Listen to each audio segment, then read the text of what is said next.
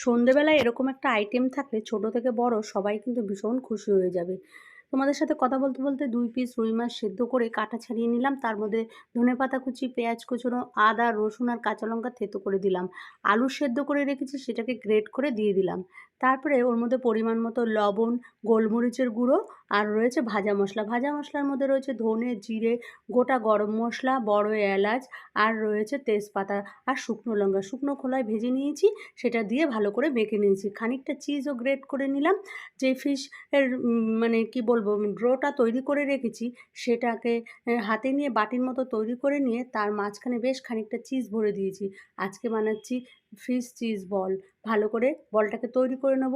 তারপরে একটা বাটির মধ্যে ডিম নিলাম, তার মধ্যে পরিমাণ মতো লবণ আর গোলমরিচের গুঁড়ো দিয়ে দিলাম। ভালো করে ডিমটাকে ফেটিয়ে নিয়ে এক একটা বল ডিমের গোলায় ডুবিয়ে তারপরে প্যানকো বেটস গামছা ভালো করে গড়িয়ে নেব।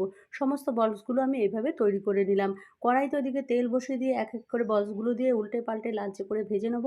তোমাদের যদি এরকম রেসিপি ভালো লাগে অবশ্যই একটা লাইক আর শেয়ার করো। টাটা বন্ধুরা, আবারও দেখা হবে নিত্য নতুন সমস্ত ভিডিওর সাথে।